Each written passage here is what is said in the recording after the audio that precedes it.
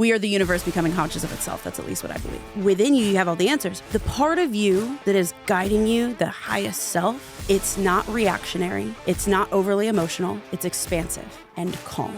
The ego is, you should do this. It's reactionary. Something can feel expansive and still feel scary. And somatically, your body will have a physical response to questions. But we aren't taught that, to go within.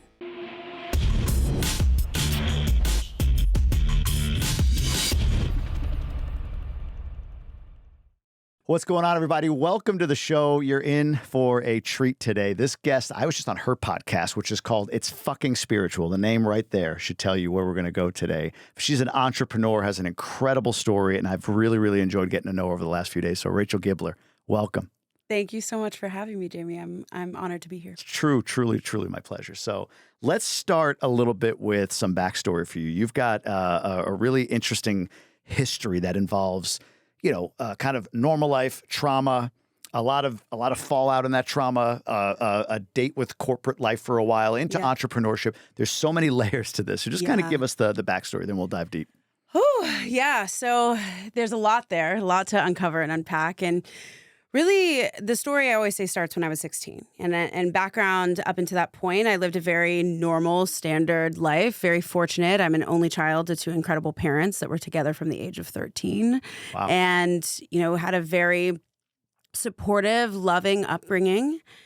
And from the outside looking in, everything really looked like it was perfect. And in many ways it was.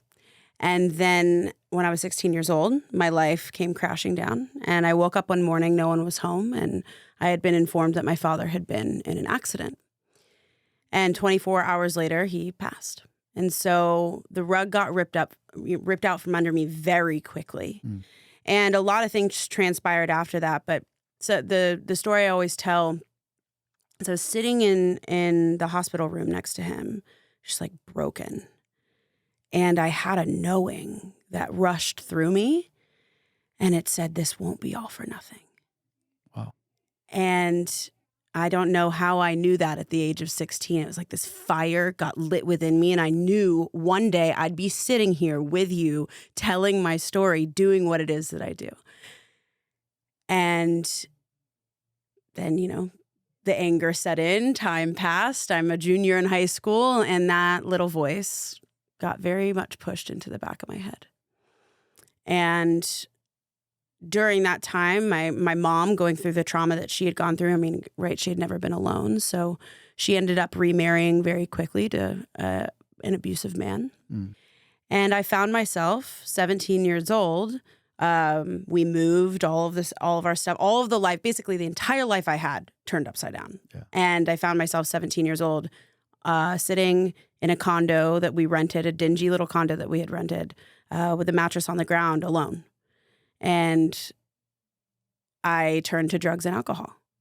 And I think it was like a cry for help and a cry for attention, a cry for wanting my parents. And I really had no parents around at that point. And that was 8 years of drug and alcohol abuse. I got into my own abusive relationship shortly after this as well for 4 years.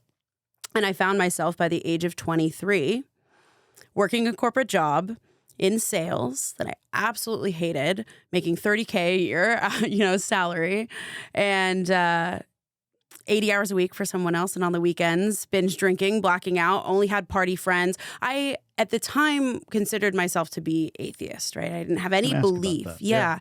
I had no belief outside of myself, which is one of the reasons that I believe I went down the path that I did, because I was so angry and I was like, well, nothing's real. None of this is real, right? Like, there is no God. There's nothing out there, or otherwise this wouldn't have happened. And so I lived into that narrative for a long time.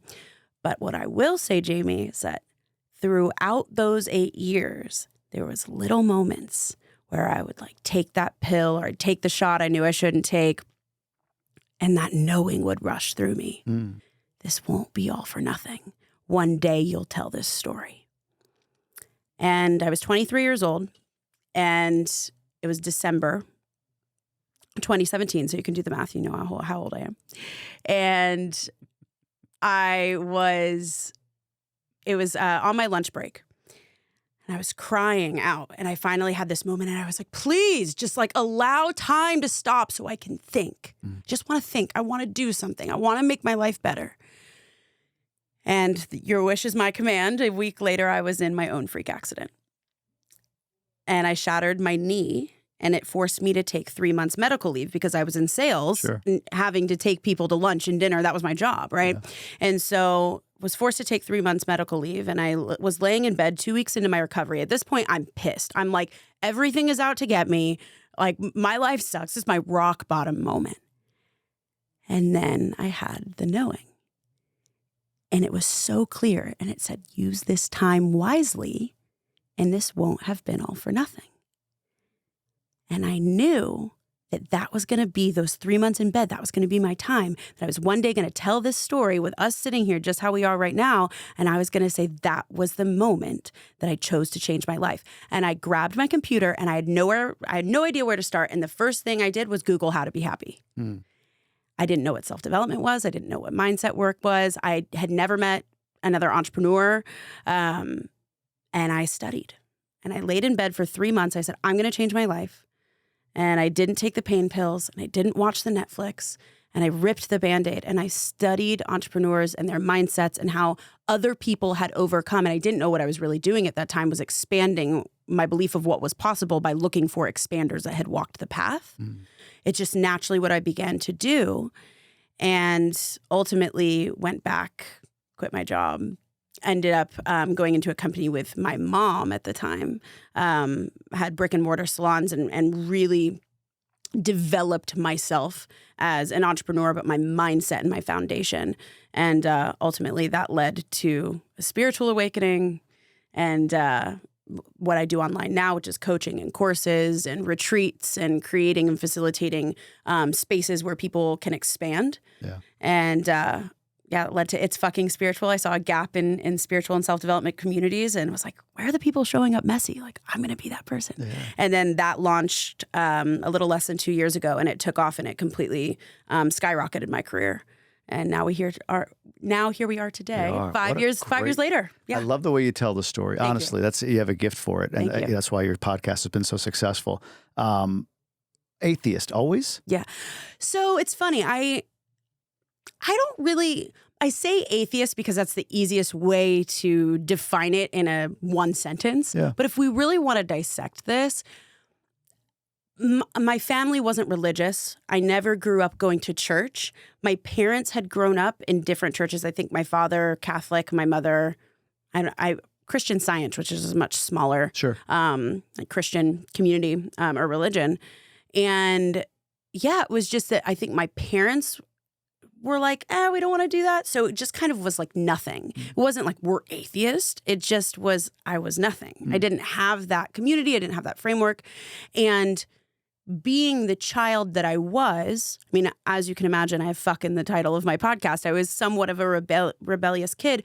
Less rebellion, I'd say, actually more free-spirited. Sure. Free-spirited. And I grew up with a father who was very much, you need to be clean cut. Don't curse. I was not allowed to dye my hair. I wasn't even allowed to wear black, couldn't paint my nails black. So what did I want to do as a teenager? I wanted to do all those things, right? Yeah.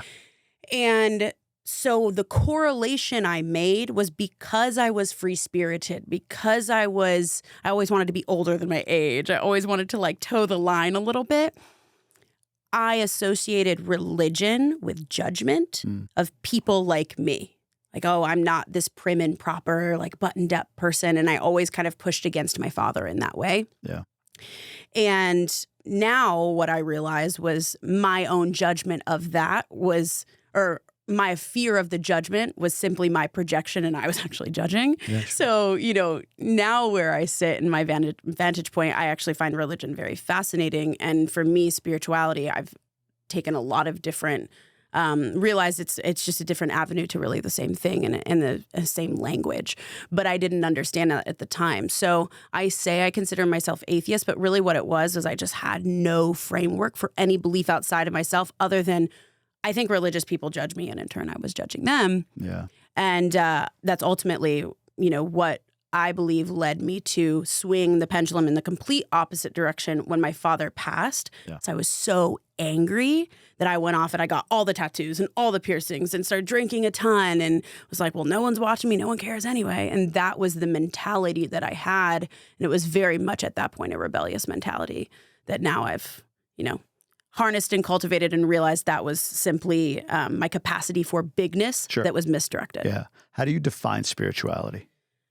Oh, that's a good Doesn't have to be perfect. Good I'm just kidding. Like, how would you? Yeah. I think for each person it's different, but for me personally, it's a connection to an energy that's greater than myself. Okay. How do I ask this question? In what way or by what circumstance do you think this voice, this knowing that was like almost like in English speaking to you, how did you connect to? Is there a way to? Knowing what you know now? Like, I mean, it just sort of happened with you, it sounds like. Yeah. But for somebody sitting out there listening, like, that's so cool. I want to hear that voice. Mm-hmm. I want that thing that tells me that in the shittiest moment of my life, because I'm having it right now, maybe, or, somebody just passed or whatever it might be. I want to know how I hear that, whatever, where's this going? Is there a way to tap into that? Oh, yeah, absolutely. And I have practices now that cultivate that relationship. For me, it's a relationship. Let's go. However, what I'll say in that moment, right, as a 16-year-old, sometimes I believe life's us in a certain way, right? It gives us a circumstance. And sometimes those circumstances can be so big that there's a conviction that comes online in a moment. And if you're listening to this, think in your life, like, have there ever been moments where you just knew, like, something took over you and you had, like, whether that's mama bear energy that came online, or like for me, it was like this energy of, like, even my mom didn't want to donate his organs. I looked at the doctor and I said, yes, do it. Like, my mom was so so it was like this thing that came online for me that I didn't have to tap into at that moment, because we all have it in us. 100%. If you are here on the planet, you are here for a reason, right? Like, there's a 1 in 400 trillion chance or something like that you would have been born as you. That's magic. Yeah. So what is that? So when we have things that activate us in some way, a big life circumstance, it naturally can come online because it's your intuition, it's your spidey sense, it's your, like, I don't know how I knew that, I just knew. And we can harness it and cultivate it. And now I've cultivated a relationship with it. So to answer your question, what I've found and the way to cultivate a relationship is deep presence, deep trust, and having conversations with the higher version of you. So deep presence looks like getting quiet enough to listen. We have a tendency as a society and a culture to drown out our voice with noise. So we are a fast-paced society, go, go, go all the time, achieve, climb the ladder, do the things, right? And whether we're drowning it out with work, or we're drowning it out with Netflix or scrolling, or surrounding yourself with people. That was one for me all the time. It was like I wanted to be around people all the time. I never wanted to be alone because I didn't want to be alone with that voice. So I was afraid of what I would find. If you can cultivate a relationship with the inner knowing that is actually the real you, it gives you insights and it gives you lessons and it gives you a new level of awareness. If you are willing to get quiet enough to listen to it. And if you're willing to create space, and I love what you said when we filmed yesterday for my podcast of, like, you go away for a weekend, right? So that's what you're doing is you're creating an awareness and you're cultivating a presence without the noise, without the distractions, and allow that inner voice, that inner wisdom to come online. It's actually a very loud voice. I call it like this little voice, but it's really loud voice. And you'll notice, and anybody listening to this, like, and maybe you can relate to this too, Jamie, of like that voice within you, like, it's a whisper. It's like, hey, there's something greater for you. Hey, there's something bigger that you're meant to give to the world. Hey, you can do this. Hey, go over here. And then the more you don't listen to it, it gets louder and louder and louder. So if you begin to cultivate a practice of awareness and presence with it, and you're willing to listen to what it says, maybe it says, hey, is this the right relationship? Might not be the right relationship for you. Hey, should you really be eating that thing again? Like whatever that is, a self-sabotaging habit. Sure. And also the trust. So the deep trust. Yeah, that's interesting. Go with that. Yeah. So let me ask you, if you, with your kid or something, like if your kid was always saying, hey, dad, look at this, look at me. Hey, notice me. And you were like, no, didn't notice you. How would that relationship be? Yeah, not good. Not good, right? Yep. So that's what we do to ourselves. We have this little voice that's there in the whisper, yet we still stay in the job that we hate. We still stay in the relationship that isn't fulfilling to us. We still, do the patterns, the work, pick up that beer that we know isn't good or, without intention. We're going through our life, bulldozing our life with noise. You begin to get quiet enough to listen, that voice comes online. Well, to cultivate trust, you've got to follow it. So starting to do the little things that follow that voice, it gets stronger and your relationship with it gets stronger. And the more you deeply trust it, like we go around, I think there's like such an epidemic in our society of not trusting ourselves. We're taught to not trust ourselves. Look outside of ourselves for the answer. Look at the guru for the person that has the answer. Look at the coach or the this or the that. And those things are tools, but they are tools to bring you back to an awareness of answers that is already within you. Sure. So we get to, as you cultivate the relationship with the awareness and you trust it and you follow it, that relationship becomes stronger.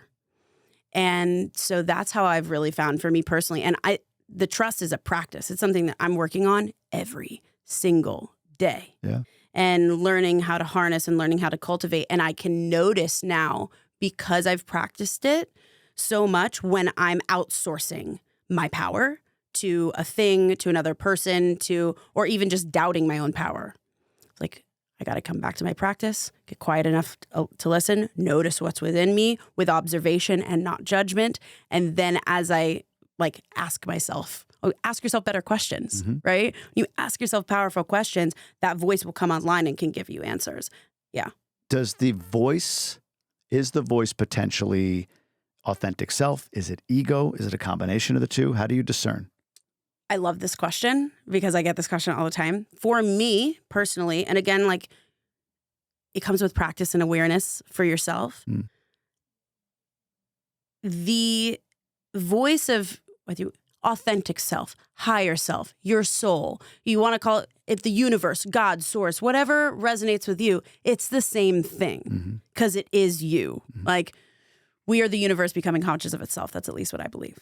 I like that. And so you've got it within you. You have all the answers. The part of you that is guiding you, the highest self, it's not reactionary. It's not overly emotional. It's expansive and calm. So when you think about doing something, well, let me say the ego. What the ego is, you should do this. It's reactionary. It feels tighter in your body. Sometimes someone might say, oh, you should do this. And it feels contracting in your body. Your body will physically contract. That's the ego. Wow. Like, oh, I should do it, right? So the question I always ask is, does this feel expansive to me? Or does this feel icky to me? Which is it? Because something can feel expansive and still feel scary.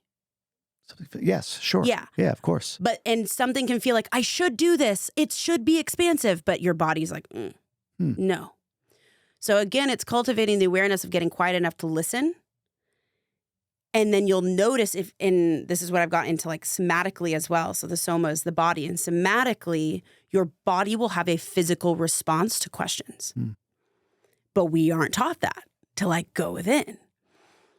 Your body will literally feel like, this is expansive. This is what it feels like every single time I invest in myself or my business. Yeah. It can feel like, oh my God, I'm putting X amount of money, how many tens of thousands of hundreds of thousands of dollars that I'm, choosing to invest right now. The oh shit moment. And it'll feel expansive. It's this calm knowing that this is the right direction, and my mind might, Sure. Yeah. But when I really get quiet enough to listen, it feels like an expansive opportunity. It doesn't justify. It doesn't have to overly explain. The ego does that. Yeah. But the knowing is calm and serene and just guidance in the right direction. And the ego is I should do this. And I know which one, I can discern which one it is now. And will tell you that you should do something. It should make logical sense. And I don't necessarily, I think there's a time and place for, of course, the logic piece, but I go off of the feeling and the knowing. That's the best explanation I've ever heard of that, to be honest with you. No bullshit. That's an amazing way to internalize that feeling. And again, to your point, you get some level of alone time. I do the weekend, a week, a day, or whatever it is. You can actually tap in. Somebody said it once, and it was another way of saying it. It was like, you just know. Yeah. Right? But still, even then, like, but how? And what you said really puts, I think, a real... Well, you said it yesterday, the practical and the woo, right? That gives a little bit of practicality to your ego. When your ego's telling you, because I know I've had that, like, fuck, I should do this, right? Yeah. But it still feels like, but there's other times where it's just, this is what I'm going to do. Like, I'm going to go this way. What's up, everybody? It's Jamie. You're listening to this podcast because you want to think and you want to live differently. And if you haven't already, the way to get that done as fast as possible is by joining Gobundance at any level. We're the community that you've been searching for, with 6 incredible pillars around contribution, health, relationships, accountability, adventure, horizontal income. Unbelievable pillars that we do everything around in this incredible community. You can experience the power of being in the best physical shape you can be, having a supportive tribe, achieving your bucket list items, having a community of peer partners, giving back, and building a lifetime of wealth. So I hope you join us. Join this tribe. Don't sit on the sidelines any longer. As we go into uncertain times, join the tribe where you can find the people and the resources you need to see you through. Go to Gobundance.com, fill out an application, and we'll figure out the right community for you, whether it's Emerge, Elite, Champion, or Gobundance Women's. Gobundance.com. Check it out today. Back to the show. I'm curious about this. This is kind of putting the practicality into the woo a little bit as well. So, all right, let's say I go within, I hear that voice, that knowing, and it's telling me, do this. Yeah. But all practical reason and logic tells me that that's not the responsible move right now, right? Quitting a job, leaving, moving to another part of the country, selling your house and buying a new one in a high interest, whatever it is, right? Right. All practicality tells you it's not the right thing to do. Do you act? Do you hold it in the back of your brain? Do you just like, okay, I've got this knowing, write it down, like you have, put it on the walls, put it on the doors, right? So I keep an eye. Or do you act? Like, what's the right move there? Right's the strong word. What's the suggested move there? What do you think is the intention of this voice in that moment? Is it for you to go, or is it for you to take this and filter it through real life? I love this, and there's nuance to this as well. Yeah. So there's pieces, because there's an element of, I believe the faster we act, the greater the portal of possibility is. The longer that we wait, the longer that we, this is what I say, overarching, right? If you feel the voice, you feel the knowing, oftentimes I say act before you can talk yourself out of the thing. But, and also. I do that too. I take my butts and make them to ands. Go ahead. Yeah. And so, and that could look like, this is something that I personally practice, a knowing that I need to have like a tough clearing conversation. Boom, I'll act in it and right in that moment, because I know if I wait, I'm like, oh, I don't really want to do this right now. And hey, I've got a big day. And da-da-da. But if it's something that's like a big life thing, and say you've got like kids at home, you have certain life circumstances, I think there's also a time and place, circumstantially depending on what your specific circumstance is, to listen to the knowing, to practically prepare for the thing. So I think it's a combination of both, depending on what the voice is telling you, right? But depending on the circumstance. And yeah, I think it's a dance. Like, I really, truly do think it's a dance of practicality and also following the thing, and also knowing yourself. So if you know that you're going to talk yourself out of it, and you're the type of person that talks yourself out of it, and you've talked yourself out of it for 20 years, like, maybe it's time to rip the Band-Aid. Right? And also, there's something to be said about I don't always believe, like, there's elements in the spiritual community where people kind of will say, well, oh, they just go with the wind and they don't plan and they're not practical. So I believe that we get to marry these two things and meet these two things in the middle, where we say, hey, okay, what responsibilities do I have? What are the things that are actually that I get to sit here and discern? And am I truly following the bliss? Am I truly, like, not using that as an excuse? Because a lot of people probably listening to the show are so used to being practical too. Sure, it's like, 100%. So are you using that as an excuse to ignore your intuition? And sometimes it's time to rip the Band-Aid. Yeah. So I think it really depends. I love that.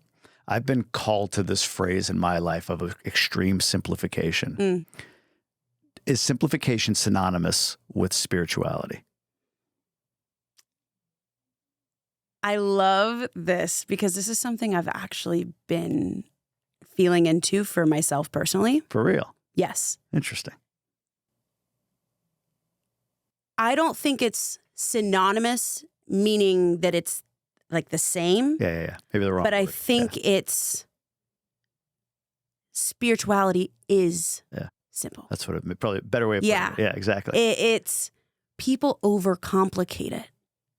It's presence. It's deep presence. It's being where your feet are. It's acceptance of all parts of you, not just the parts that you like and want to show to the world. Yeah. It's knowing yourself.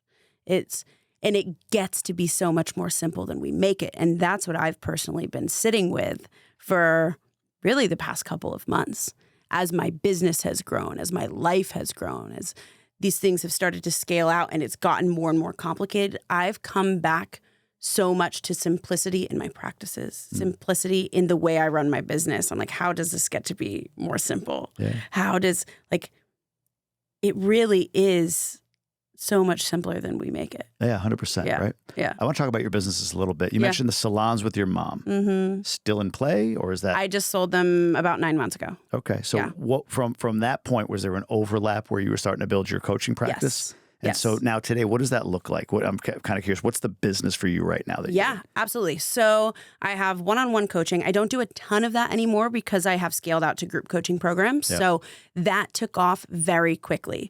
My first launch, we had 50 people in my group program. And I was like, oh, okay, wow, beautiful. This is great. What's it, real quick before you move on, what's the need, or what are you offering to fulfill that people flooded to you for? Yeah, absolutely. So it's really, I create safe spaces for people to do the work. And by the work, I mean self-development and knowing themselves spiritually.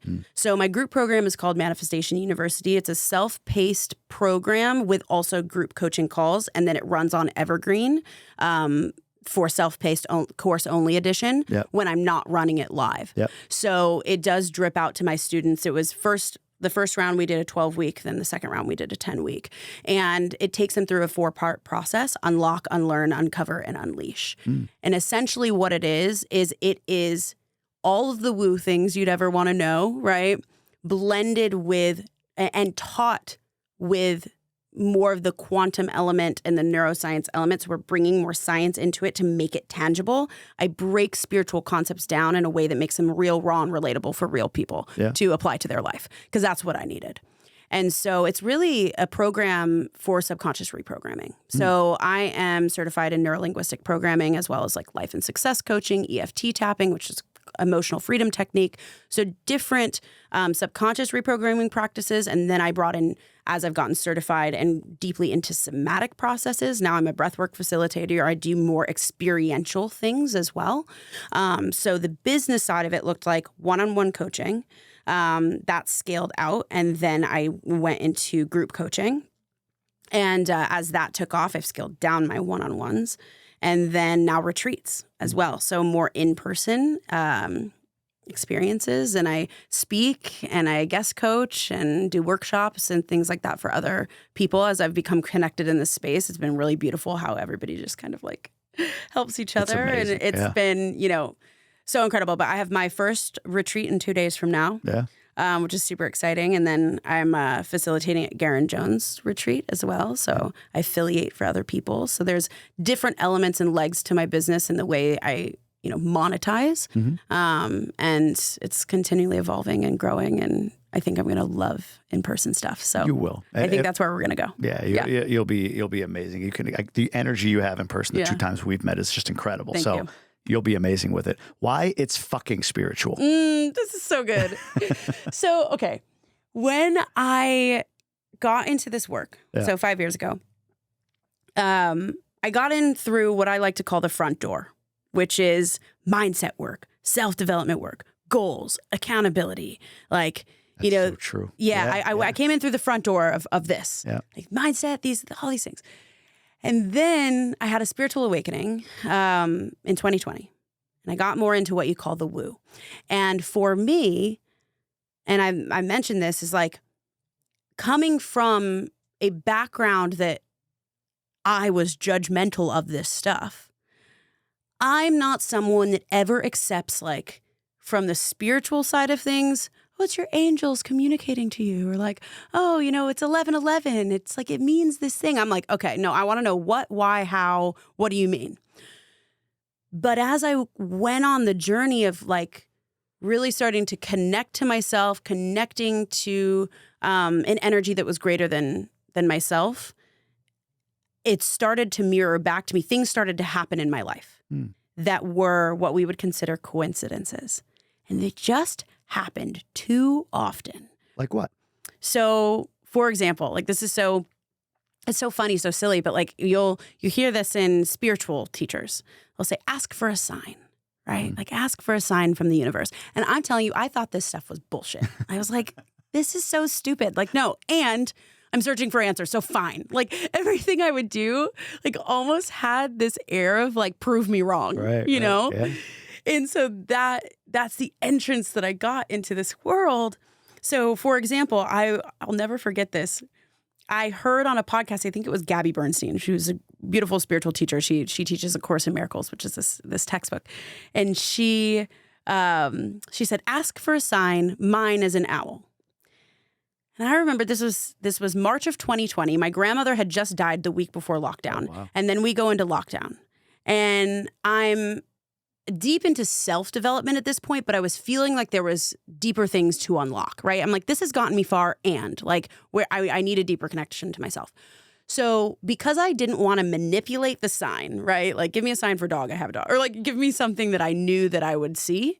I decided, okay, fine. I don't see owls anywhere. So give me an owl. And it's like, I'm coming at it from this mentality, but which I don't recommend, but like, this is where I was That's at. hilarious. So it's true. I love it. And I think a lot of people are like skeptical of this stuff, right? And so was I. And I walk outside, I go to walk my dog outside, and there is a huge mural. There's a parking meter, and on the parking meter, huge mural of an owl. I walk by this parking meter every single day. And I'm like, no way. No way. Because she was saying, like, it doesn't have to be an actual owl. It can be, like, a picture or whatever, right? An ornament, right? Right. But, and I'm like, no way. And so I start, like, laughing out loud because I'm like, this can't be a thing. And so I'm like, give me another owl. Like, fine, give me another owl. No shit. Yes. I'm like, I keep going on this owl thing. I'm like, I don't believe this. So then later that evening, I'm hanging out at my cousin's house and her partner. And out of nowhere, sitting on the couch, and he was like, look, he's scrolling on his phone. He's like, Rachel, oh my gosh, how cute is this? And he shoves the phone in my face, like, and it's a video of a baby owl going like this. And I'm like, no. Third owl. I did. Oh, I'm not even kidding. I'm not kidding. This is how, I was like, fucking I'm around. so jaded. I'm so jaded about, like, I'm like, there's no way. Like, prove me wrong. And it was almost mocking me because he, like, shows me this video and then he, like, takes his phone back and I'm sitting there like, what the fuck? And then he scrolls again and he was like, oh, and this one, and shoves it back in my face, a different photo of video of an owl. And I'm like, you are mocking me at this point. Like, what? What? Yeah. And so then I go back home. I'm, like, still chewing on this. So then the next day, I'm like, this can't be. Okay, fine. Give me another owl and within 24 hours in a different way that it's come. Like, I'm telling you, another owl. Come on. Fourth owl. You need four owls. Four. Yeah, I need a fourth owl at this point. I'm really just, let's drive the point home. There's no way. Yeah. But I got to hear it because I'm skeptical now. But go. Keep so going. I'm I have like, a feeling the fourth owl shows up. But spoiler alert. So I'm like, in 24 hours, I need it in 24 hours. I need this owl. And nearly 24 hours goes by. So the whole day goes by the next day. And then in the evening, I go to bed and I'm like, I still haven't got my owl. So if I don't get my owl, then it's not real. Like I'm like wanting to prove myself right. Yeah. Which we all this whole fuck tend you to overtone do. that you've got to it. Yeah, right. Exactly. So the next day, my friend comes over and we're hanging out and I'm like about to not get my owl, right? And then like I'm realizing like I really want the owl. And at this point, I think we're at like hour 22 or something. I've got like 2 more hours left. And he goes, oh, hang on, I'll be right back. I got to go get something in my car. And he goes to his car and I say, I'm in my apartment. And I say out loud, universe, if you're real, I've got 2 hours left. And I honestly really want to believe in you. And I'm sorry that it's taken, but now I really need this owl. And I talk out loud to myself all the time now, but like at the time, this was like really new for me. And he comes back with a thing in his bag and he sets it down. He's like, oh, here. And it's a piece of paper with a picture of an owl. And I'm like, okay. And I started bawling. I started crying. And then I explained to my friend the whole thing. So yeah, that was how I tested the universe. That's how I found myself here. And you asked, that was like a detour to how did you name it? I want to go down the detour. I'll keep it. Go, continue. Well, I can tell you why. So that was how I've approached spirituality, is this lens of skepticism. Yeah. And so ultimately entered through the front door, very more hyper masculine side of self-development work, right? Sure, yeah. Personal development. Then I get into spirituality because I am just proven wrong at this point. So then, and I start studying the mind and the reticular activating system and how I'm like, whether it's your angels giving it to you or it's your reticular activating system being programmed for the owl, either way, isn't that magic? Either way isn't the same thing. I was actually going to ask about the RES. Yeah. Great job. Yeah, thank you. Yeah, so this is how I teach spirituality. Yeah. So I'm like, no matter what it is, it's all the same thing. Right. And so I get into this work and into the spiritual side of things. And then I'm trying to figure out where I fit. Because at this point, I had been sharing my story online. Okay. So I've been sharing my story for 4 years on the internet. But I would like start and stop because it wasn't my source of income at that time. And I was in programs and I was learning to coach. I think a lot of people in this space, at least what I've seen, that like start out, they're like, I want to like start making money immediately and I'm going to like coach immediately. I'm going to do these things. I'm like, you don't have the skill set yet. I love this point. Yeah. So I've taken 5 years of honing my skills, being certified in different things, joining different masterminds. So I did this slowly where I really learned the structure of online business. I really learned different modalities and things. I really tried things out for myself before I ever tried. Like I was just sharing and giving and freely sharing with people the truth of where I was, which is also another reason why I believe my community is as strong as it is today. Yeah. Because I gave and gave and gave for so long without ever asking for other things in return until I was actually ready and knew that I could serve and was serving from that place. That's an aside. But I found, I was trying to find my way, right? And I'm like trying to find, where do I fit? I'm like, I'm not like buttoned up enough to be like this mindset guru like person, right? And I'm like, and for a long time I still drank, and I can get into this now I'm sober. So that's a funny new, how long? New lane I'm going down. I haven't been drinking really at all for like 9 months now. Okay. I've had a couple of glasses of wine within those 9 months and then fully realized like, no, I'm actually good. My wife's doing the same thing. That's fine. Yeah. It's been a journey. So I can't like fully claim sober until like more recently because but like substance free for the most part that's been a whole journey that I'm happy to share about as well. But at the time I'm like, I still drink, I curse, like I'm not buttoned up enough to be this mindset person. Then I'm looking at the spiritual community and I'm like, I'm not this person that's like meditating and like talking about the angels. Like I'm a lot more just like real and raw and relatable. And there's nothing wrong with any of that. I have friends that are like the most airy hippie people ever. And like, I'm in for it. Sure. And it wasn't authentic to me.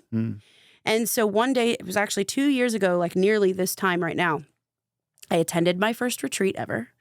And I declared, one day I'm going to have a sold out retreat. I'm going to do just like, and I was there to also watch how they ran it. Sure, I was sure. like, I know I'm going to do this. And then I was like, what? One day I just said, you know what? Sometimes it's just fucking spiritual. Right. Like, it's just fucking spiritual. And then it stuck. And I'm like, yo, it's edgy. Yeah. It's raw. It's real. It's honest. It's polarizing. And it was everything that I am. Yeah. Yeah. And so I took a risk. And, you know, I put fuck in the title of my podcast. And some people said not to do it. And I had to really deepen in my own trust and my own intuition at that point. And I truly believe that is one of the reasons why it blew up as fast as it did and is as big as it is and is growing to where it's going right now, because people are searching for something different. Yeah. And it's not all love and light. And I am so not all love and light. And I'm also on the journey. And I really don't claim to have it all and know it all. But like, here's what I do know. And here's how I explain it to myself. And people, I'm very fortunate that I show up very high on the SEO if you search spiritual or manifestation. And then people are like, what's that? You know, it's fucking spiritual. And they click on it. Yeah. And so people find me all the time from searching in Spotify and Apple. And then the name grabs people's attention. And that's, I wanted that, you know, like, I'll be honest, like I wanted something that would stop you.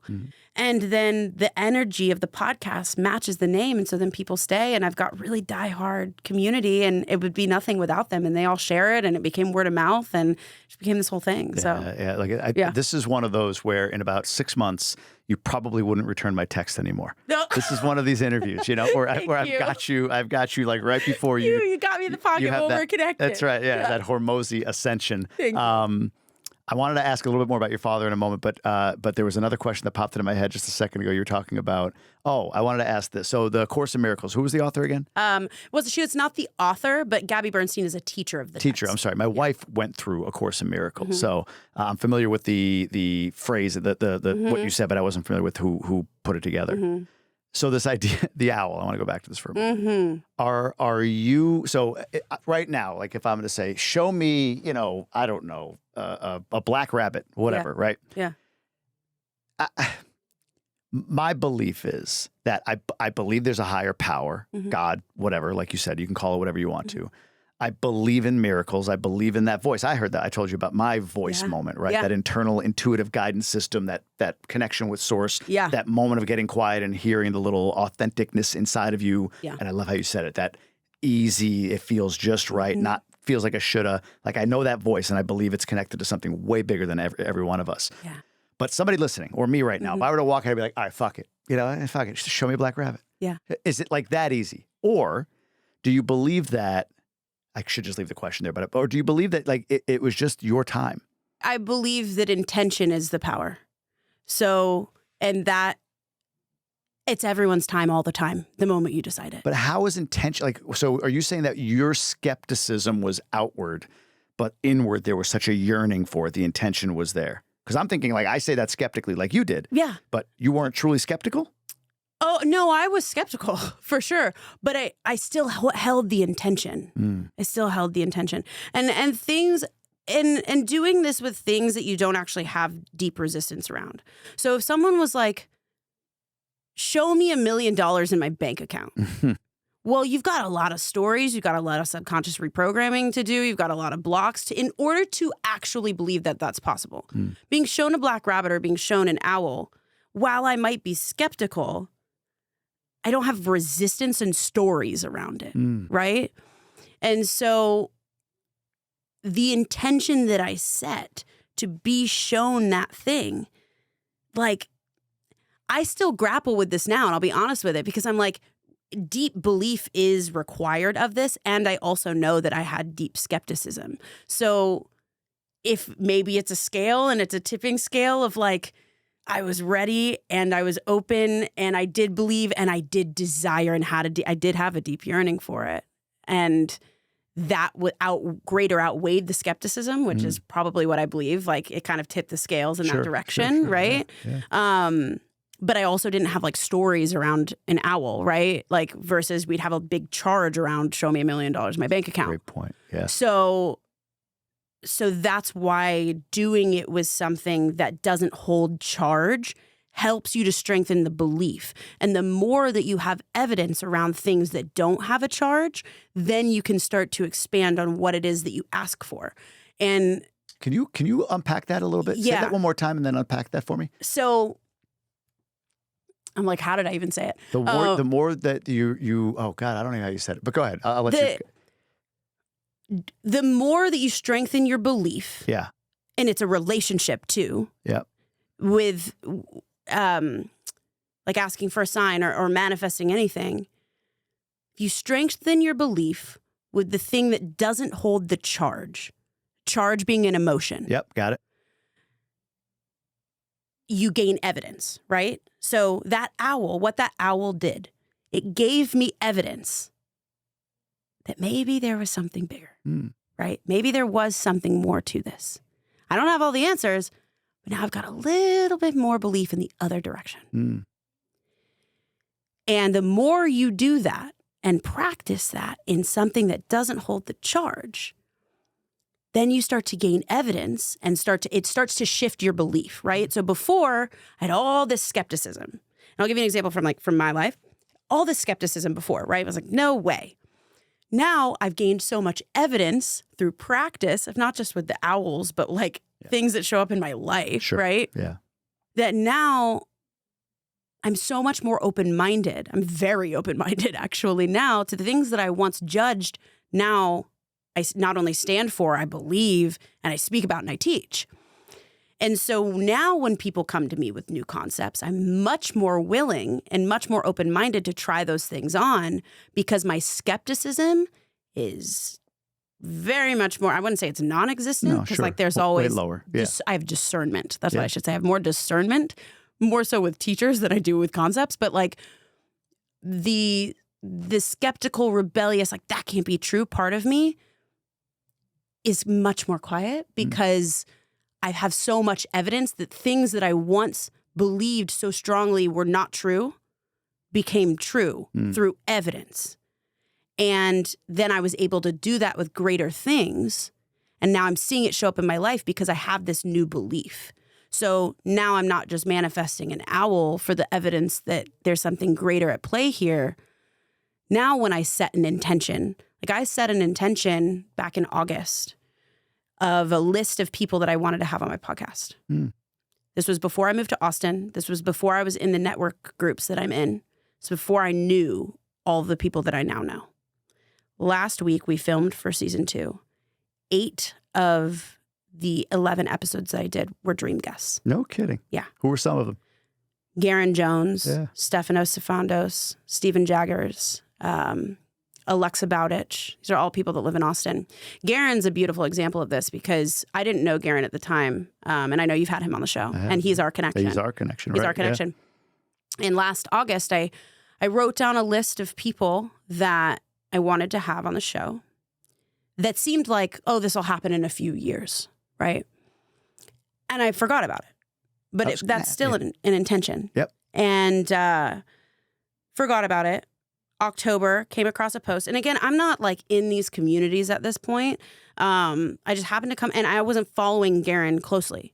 Came across a post that he had a retreat in Austin, and I knew I was moving to Austin, and I was moving to Austin to network and to begin filming my podcast in person because I understood, I was like, we're at about 500,000 right now, and it's not recorded, and it's, we're not filmed, and I did this all through riffing in a microphone, basically myself, without network, and really doing a lot of it alone. I mean, I had a team, but alone in terms of solo episodes, right, yeah. And I didn't have community. Yep. So I was like the one weirdo in Houston when people are like, what do you do? I'm a podcaster. I'm like, what?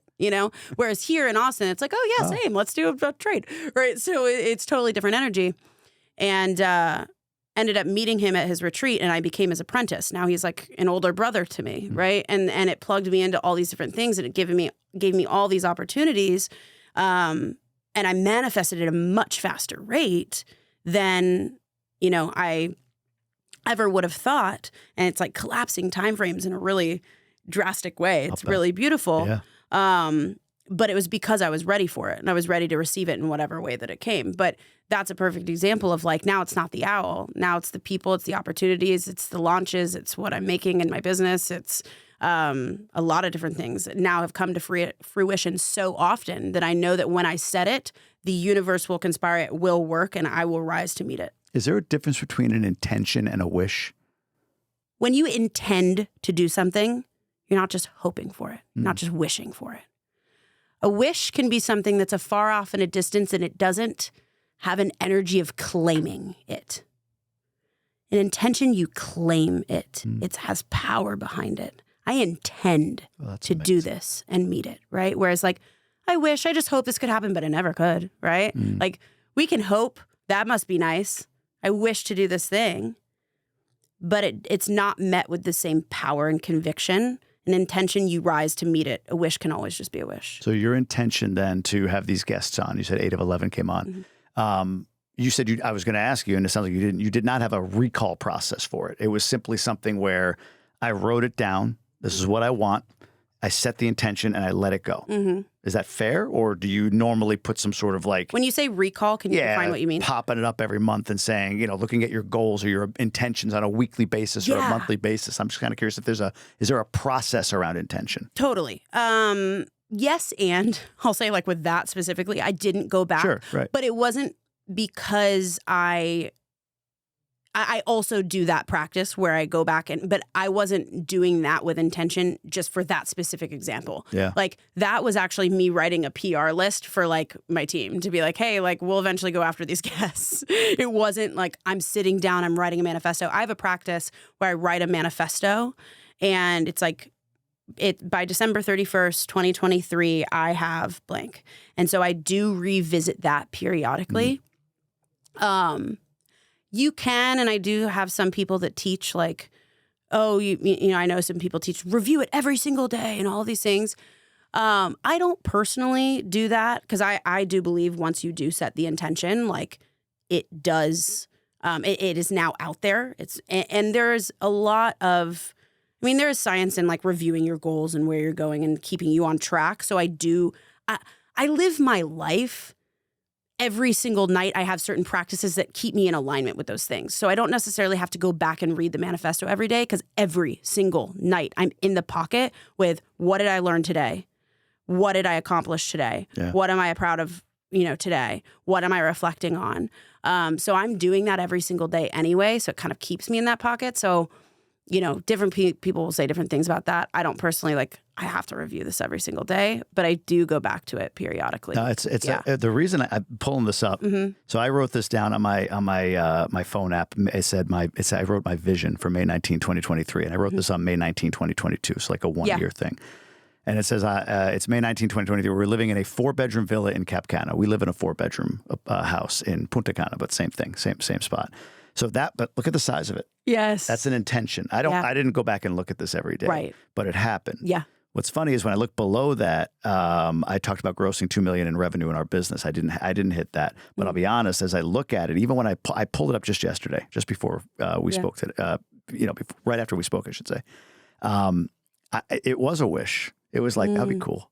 Not claiming it, right? Yeah. Like I'm finding a damn 4-bedroom house because we need it for we had 2 kids. Guests, all that stuff. It was claimed. It was an intention. It was going to happen, and it manifested. Yeah. But some of this other stuff that I wrote down, some of it has, some of it hasn't come true. And that what you said really makes sense as far as I set an intention around certain things with conviction. I claimed it. I put that energy around it. But wishing for other things doesn't get you there, right? Right. No matter what process you follow. Yeah. And I love that you brought that up too. And so cool, right? Like you set the intention and then it happened. And you didn't go back and reread every single day. No. I have a 4-bedroom, right? And so some people say there's science around doing that. And I do think it's science around directing your intention. Or directing your action, I should say. So, but with the 2 million, right? What I've found is one day you're going to look back at that, whether that's a few months from now, whether that's 1 more year from now, or whatever, be like, oh, we did that 2 million. Yeah. So you still have that intention, but intention, what I've found, you also get to have the capacity to hold it. Yeah. So for me, what I'm also learning is like, I'm in this for the long haul. Yeah. Like, I'm not going anywhere. That's a good point. I've told people this. I'm like, oh, just wait. Like, I am going to be the person, like, you will see me in 3 years, in 5 years, in 10 years. Like, I know where I'm going. That is like with such conviction. Great point. Because I know I'm not going anywhere. Yeah. And so whether the thing that I say I want in my human ego timeline of 2 million a year, or for me, you know, like, right, I'm scaling my business, my company to $1 million this year. We just got there. Yeah. So we're in the same. Yeah, exactly. Yeah. And I'm like, I can say it with conviction. I'm speaking it into existence.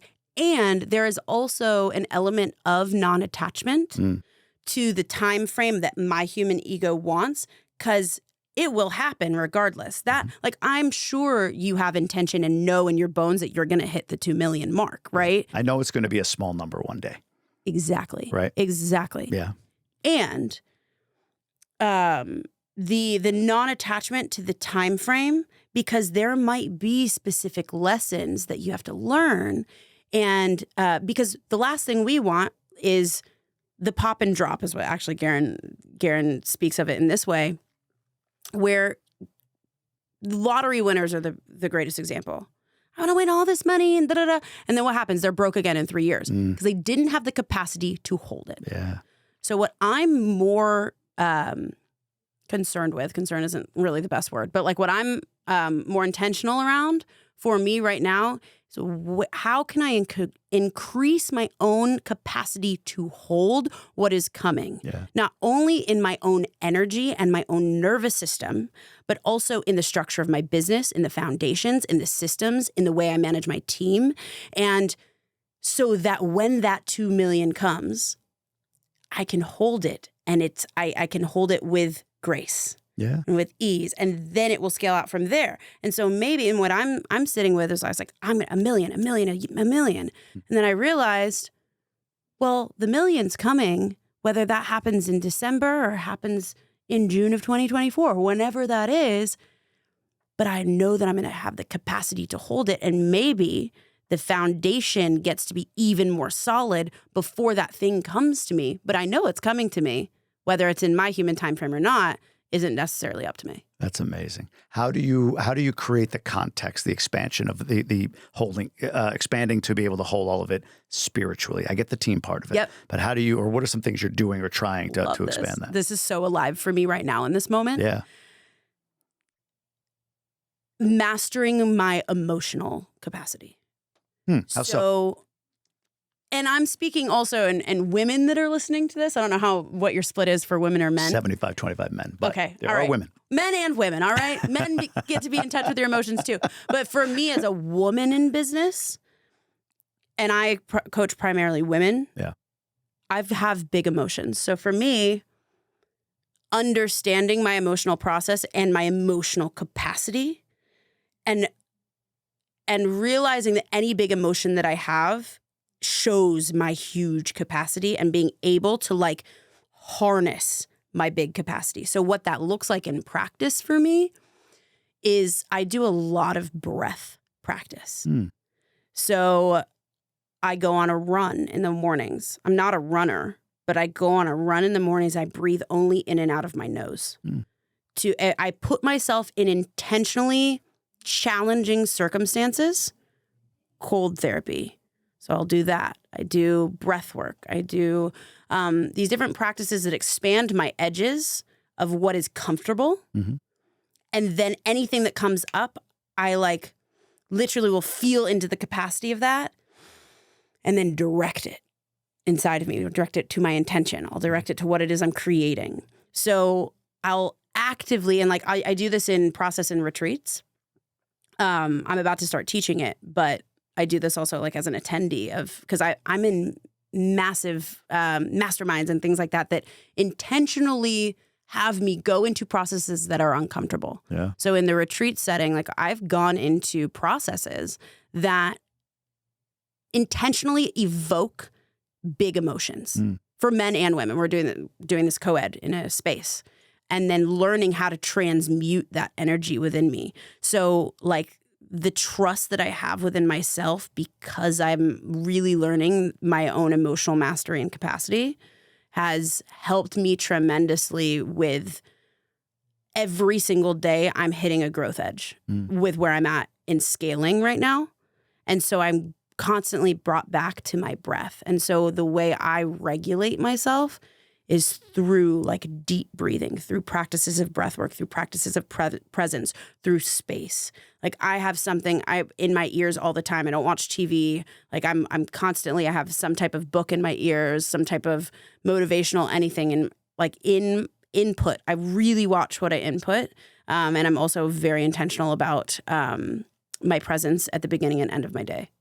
That makes sense. Yeah. I love that. I love the expanded. I've started to do cold showers in the morning, and I was always like against it. Like that's why do I need to take a cold shower? I want a nice warm shower in the morning. Right. But it's not about the cold shower being magical. It's what you just said. I prove to myself every morning that I can do something hard. So it makes the first thing I do in the day, whatever that's going to be, just a little bit easier. It's expanding my context. That's at least how I see it. It's 100%. And I thought that was bullshit for the longest time. Like, what do you mean you just push yourself into something hard? Like, I can do hard things. Have you seen the trauma I've been through? Like, like that was my... It's true, But that was actually, if you have that reaction as you're listening to this, I would invite you to get curious around your ego's desire to stay comfortable with that specific thing. Makes sense. When it came to physical discomfort, that was the number one thing I shied away from. Like, I can do mental discomfort all day, but physical discomfort, like, I'm good. Yeah. And that's actually been something that I've expanded into, and it has greatly increased my capacity. Yeah. The breathing part's interesting. A friend of mine does, he exercises, his trainer is a breath work and like personal trainer or whatever. And he's like, I don't care about how many reps you do. It's how many breaths you take. So he'll say like, for 3 full breaths, do this exercise. For 3 full breaths, do that exercise, right? Like incorporating breath work. It's just such an important, I mean, you're at the cutting edge in this regard. Like people in our circle hear about it all what time. Yeah. But broadly, it's looked at as some, you're weird. Yeah. You're making, you're banging on little like glasses with, you know what I mean? Like it's this weird thing, but man, the breath holds so much power. It does. And you'll be surprised if anybody listening to this, if you don't have a breath practice, invite you to explore that, because this is really fun for me to dive into. The breath is the only bodily function in our body that we do both consciously and unconsciously. So I could tell you, take a breath right now, and you go... right? Yeah, sure. And then in like 30 seconds, we're going to forget that we're breathing because we're sitting here on this podcast and having a great conversation, right? And so it's actually the bridge between your conscious and unconscious mind. That's crazy. So what you will find is when you tune into the breath, you do breath work, or you get present to your breath, which is what in meditation and presence, coming back to the breath, right? That's how we bring ourselves back into presence. You will be floored at what unlocks for you in your mind, because you are present now and in a bridge to your unconscious. All right, so let's talk about psychedelics. What role does that play, if any, for you? Yeah. So I love I love this question because I don't talk about this a ton. But personally for me, I've worked a lot with mushrooms and with ketamine-assisted psychotherapy. So I've done both. And I haven't done ayahuasca. And just, ayahuasca, I think that will call me at some point. That's really big in the spiritual community. But for me personally, mushrooms has been really big in just terms of my connection and belief. Like we talk about belief and evidence, and it's helped me a lot with being able to see what's always there, but we're not typically present to. Yeah. So that has really broadened my landscape, broadened my horizon of just my own possibilities. And I work with microdosing mushrooms a little bit too. Yeah, sure. And with insights and having access to different, unconscious programs, or like accepting different parts of myself, like that's been really big for me. And as well as ketamine-assisted psychotherapy was like a whole experience. Was one, I don't know, smoother than the other? Is that the word? More. They're just different. Yeah. I have a lot more experience with mushrooms than I do with ketamine, but it was also, ketamine was a very It was in a different setting, right? So mushrooms I work with on my own as well, and with they call it cap therapy. I had a doctor and a therapist, and I was in. It wasn't a clinical setting because it was. You were in a zero gravity chair. I was, had a weighted blanket on me. Headphones. This is the ketamine you're talking about. This is the ketamine. Yeah.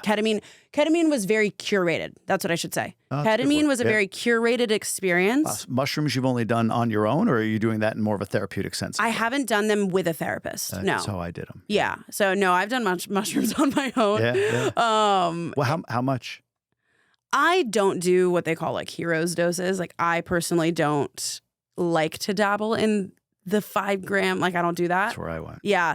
So if I ever did that, I would 100% do it with a therapist. I would never do that on my own. Yeah.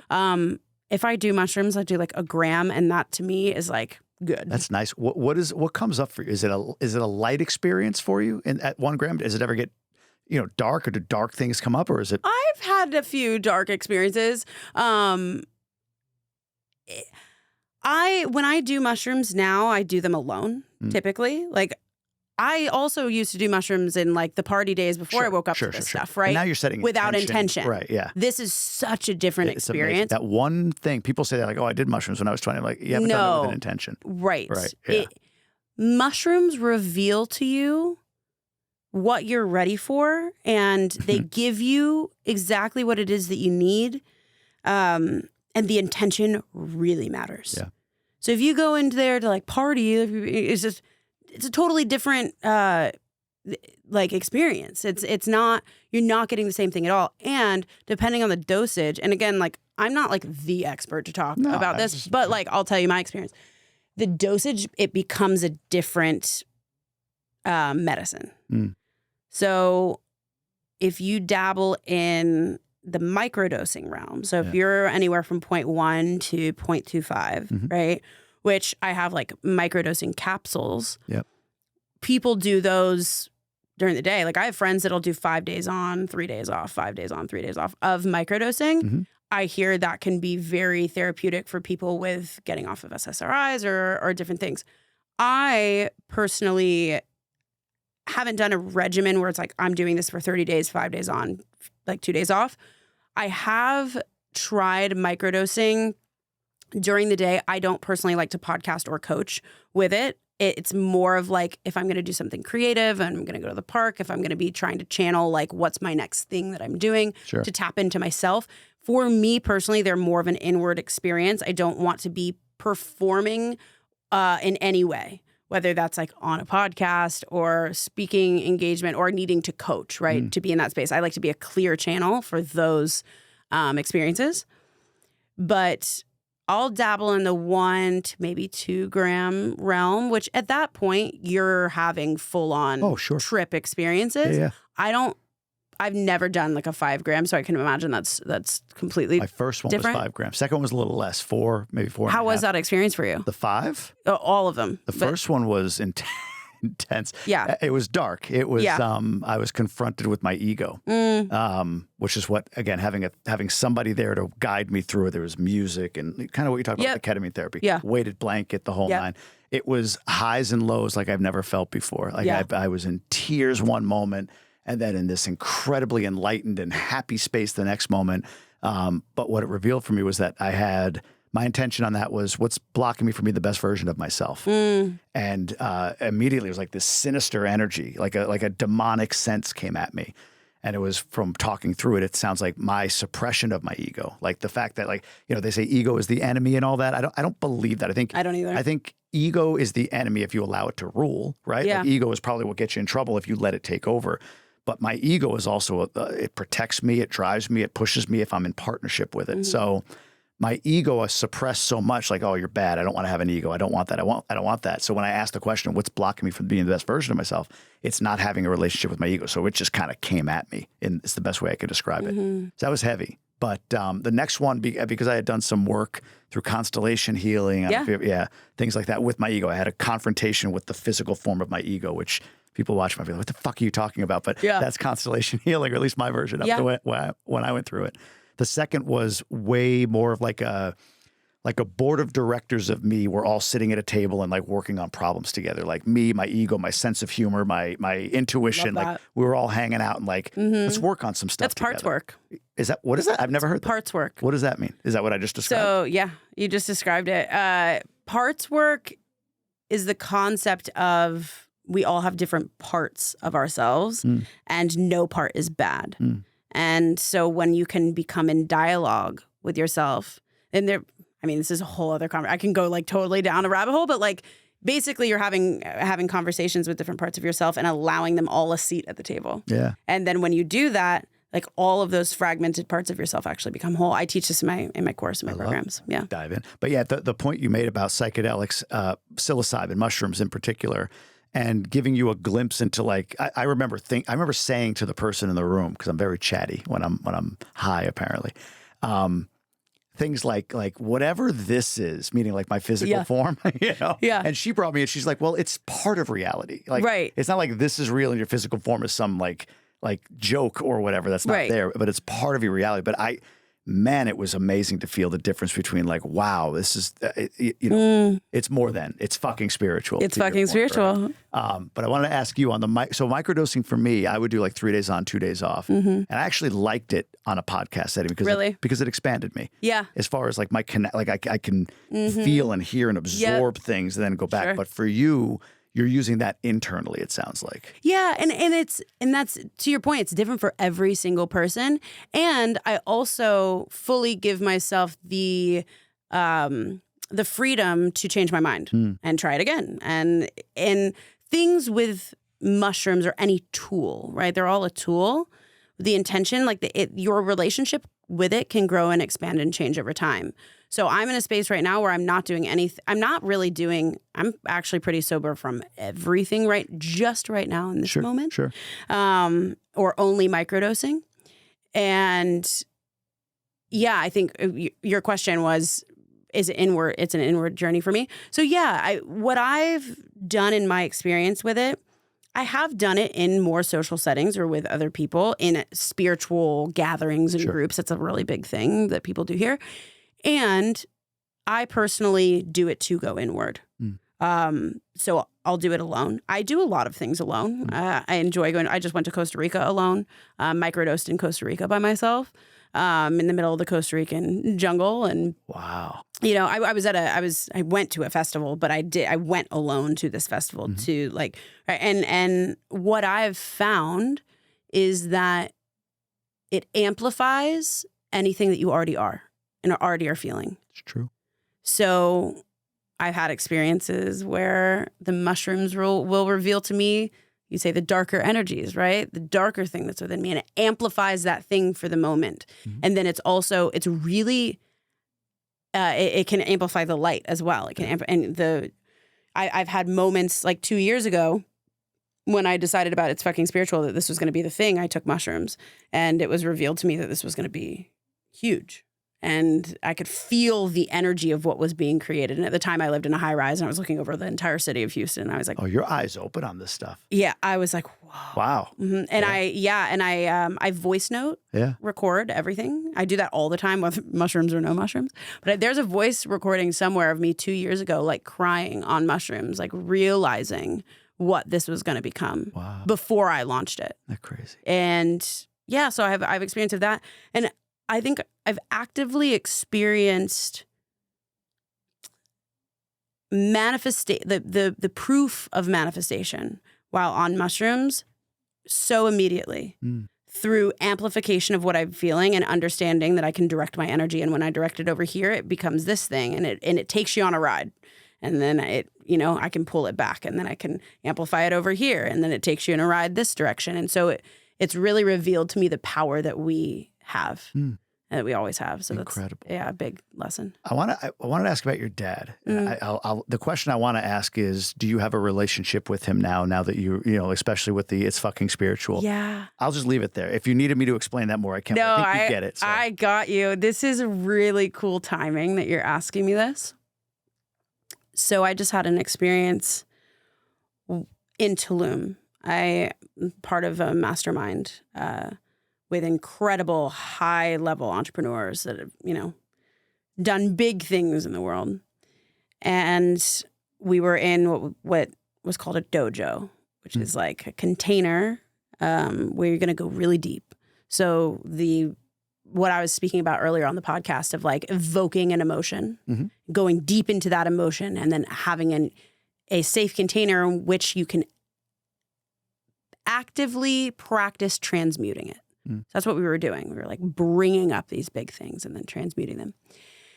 And I had asked a week before this for a sign that my father was with me, because for a long time I did not have a relationship with him after he passed. I did it first when I was a teenager. And then as the pain really set in, and I think the realization, the first 5 years after losing my dad, like I barely remember them still to this day.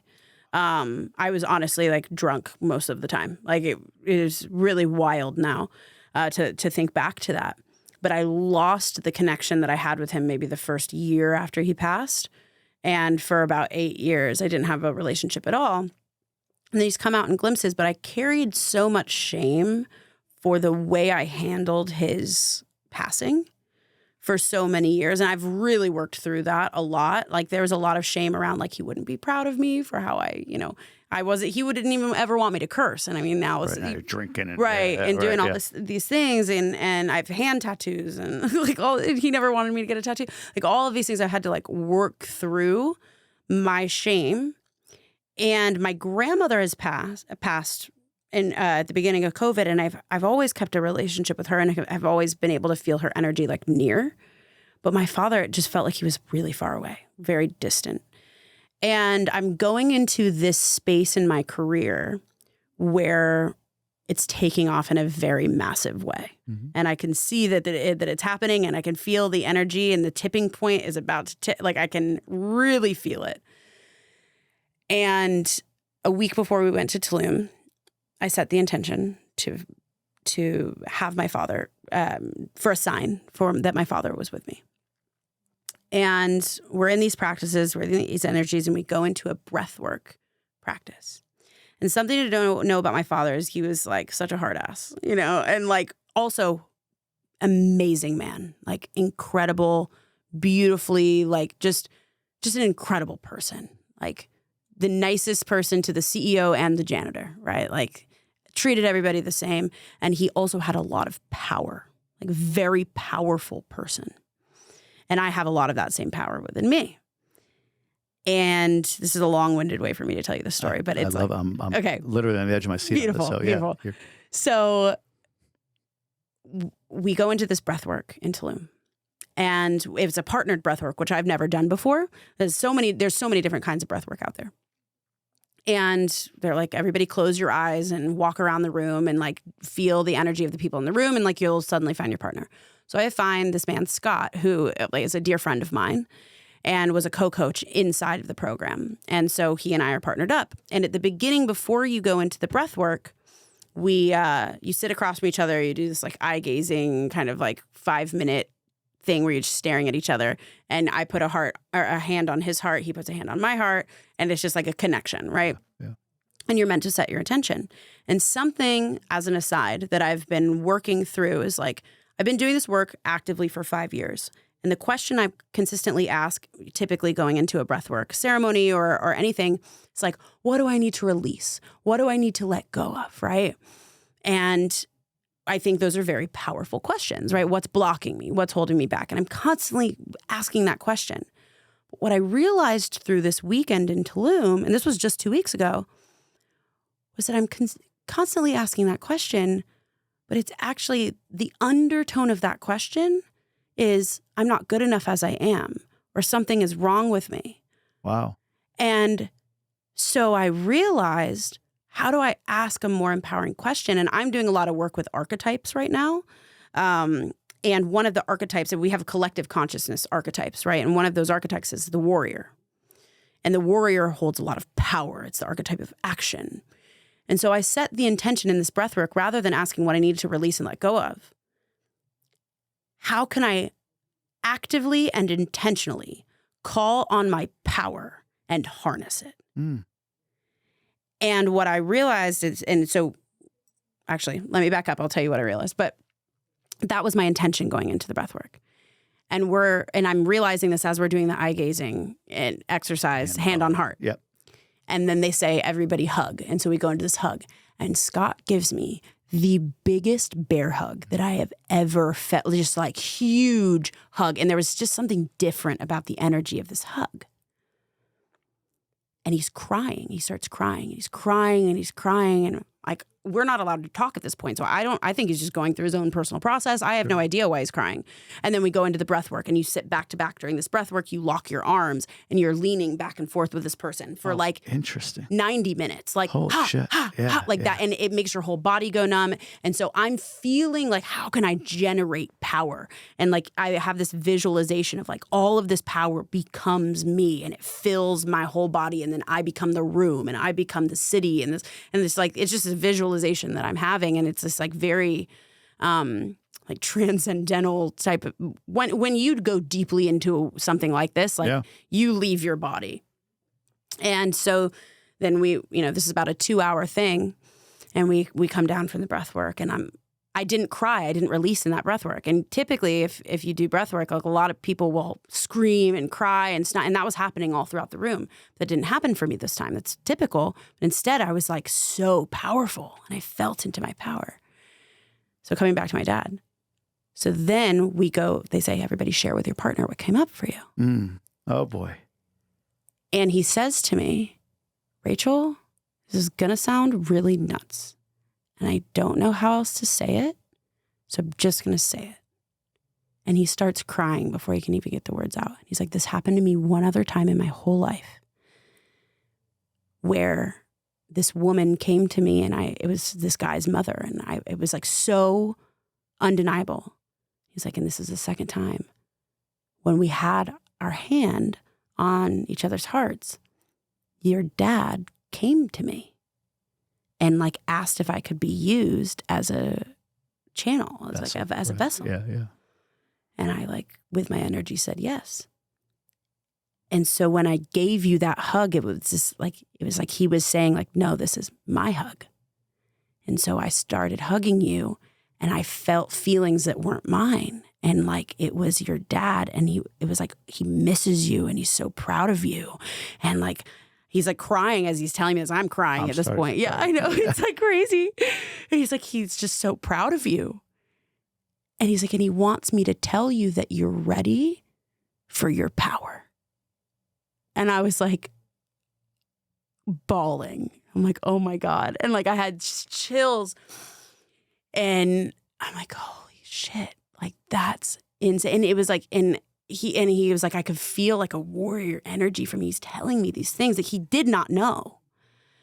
I'm like, this is wild. And so then we go into one more process. And it was the first time I could feel my dad with me. And like for the first time in probably a decade, I could feel him there. And when you're in containers like that, they say the veil is thin. But like what they mean is just that the energy is so potent and things can happen that are just undeniable and they seem bizarre. But it was like so real. And like it was like he gave me this message that was from my dad. And then the next song that plays is they played this kind of almost like worship music, but all of the lyrics were like dad, father coming home. And like, I lost it. Yeah, and I'm like bawling my eyes out. And as I'm crying, but I'm not crying out of sadness. I'm crying out of like pure strength and knowing that like I'm ready. And it was like this initiation into where I'm going. And I laid on my back and I opened my hands and was like, I'm ready. And in that moment, it was like my father, I know this sounds so nutty, but it's just like what happened. I feel my dad's energy there. And I felt almost as if he was like, you're ready and here's all of my power that I had and I'm now giving it to you. And when that happened, my whole body went numb. And so I can't explain what happens somatically when you're in processes like this. My whole body started to shake and it looked like an ayahuasca ceremony probably. And we went through this whole thing and I could feel, and I felt completely different since then. And it was so beautiful because it showed me that I can actively call upon my power at any moment. Like I don't have to let go of anything. I can just actively bring that part out in me. And I was going off of Tulum. I had 2 days after being home, and then I went into filming 12 episodes of really big name people. And I needed to call on that power. And so when I came home, I started to have this practice of calling on my power every day. And now I've created a relationship with my dad where every day I'm asking for him to be there with me and asking for guidance and asking for these things. And that didn't come online until a few weeks ago in Tulum from that experience. Insane. So I love that question. Well, you got me choked up over here, tearing up listening to this. You know, it's hard at those moments. It's hard not to place. It's like you put for me at least, I put myself like in both of those shoes. Like, what if I passed, and then my kids, and how much I would miss them. I'm choking up thinking about that right now. How much I would miss them. So in that moment, I'm picturing me as your dad and you as my son. Yeah, my sons. That's heavy. Yeah. But incredible. Super heavy and sounds super woo, but like I used to think that stuff was like that's not real. But now I've been in enough. It's undeniable. It's undeniable. It's undeniable. Yeah. Let me ask the question this way, because I want to ask where you're going. But you said you're and I completely agree with you. And even Garen, the way he introduced this, he's like, I'm going to introduce you to Rachel before she's too big to introduce. I'm like, okay, good enough. Send her over. Let's meet her. And then I start seeing what you're doing. Well, he's right, though. Thanks, Garen. It's very easy to peek at what you're doing on your profile, look at your podcast, look at your brand, what you're doing, and see, like, he's right. Thank you. But what is the tipping point? So in other words, what you say, it's about to tip, it's about to get huge, whatever. But at the same time, I heard you saying, you know, it's not about, the questions you ask yourself may imply that you're incomplete or not good enough where you are right now. Mm-hmm. So what is for you the tipping point, or maybe what's the vision? Like, what do you consider your tip or huge? What does that mean for you? Oh, I love that. It's an energy that is felt. I have a vision that we bring spirituality to the masses in a way that is different and that people can come back home and connected to themselves. Like, I believe as a society and a culture, we've become so disconnected and really have gotten away from the truth of who it is that we really are and our own power. And so I see what it is that I do as a small sliver of the piece that helps wake up humanity and bring them back, remember their own power, bring them back home to themselves. Yeah. And so what that looks like for me, when I say the tipping point, if you will, of like, this is going to be big or whatever, is that I've spent years and years honing the foundation. And I'm starting to see the response of what it is that I'm doing. And I'm starting to see the connections and the things that are coming into my life. And Garen actually is the one that has given this analogy to me. He's like, if there was a train going 100 miles an hour in one direction, which for me was down a bad path for years and years and years and years, you start slowing that train, and you want the train to go down the complete opposite direction. You got to slow the train and slow the train and slow the train, and then you got to turn the train or whatever. The train has to turn around. And then it starts going momentum in another way, in the other direction. And then it starts to pick up speed. And suddenly, then all of a sudden, you're going and it's downhill. So where I feel the energy of where I am is I've turned that train, and the train is going and the train is moving, and it's starting to pick up speed. And manifestations and things are starting to come into my life at such a rapid rate, whether that's connections, whether that's opportunities, whether that's people, whether it's just being reflected to me through whatever avenue.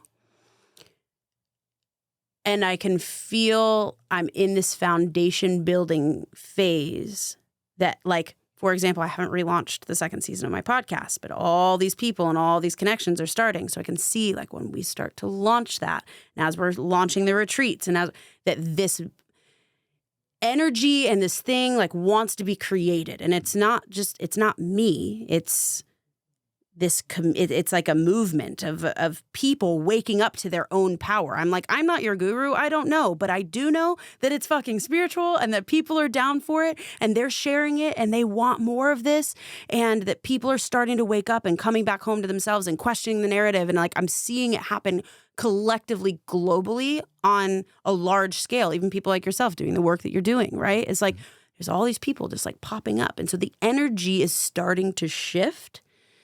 And I can feel that for me personally, the momentum is just picking up speed. And I'm never going to stop. So I don't really know, like, at what point am I like, we made it, right? Like, because it's, in many ways, people will look at me and be like, you made it. And right now I feel like I'm at the very beginning. So I think that's all relative. Yeah, and that's a lot of that can be ego, right? Of like, I want this thing. But it's an energy that I could just feel what's waking up within me. I can feel what's waking up within my community. I see how it's being shared at a rapid rate. And I see the opportunities that are coming and expanding. And it's like a knowing. And I am the calmest I've ever been about it. And so that's how I know it's really real. Wow. It's Fucking Spiritual, season 2, coming out when? Couple weeks. Yeah. Big names, plus me. Yeah. Big name. Yeah, thank you. Where else can people reach out, learn more about you? Come hang out with me primarily on Instagram, but I'm also on TikTok at Rachel Gibler. So I'm sure you'll put this in the show notes. 100%. And the podcast is It's Fucking Spiritual. But come DM me, hang out. It's rachelgibler.com. We have all of my info for retreats and things like that are on there. And yeah, definitely reach out and let me know. If you listen to the episode, I would love to hear your takeaways. Incredible. Thank you so much. Appreciate you being here. Thank you for having me on.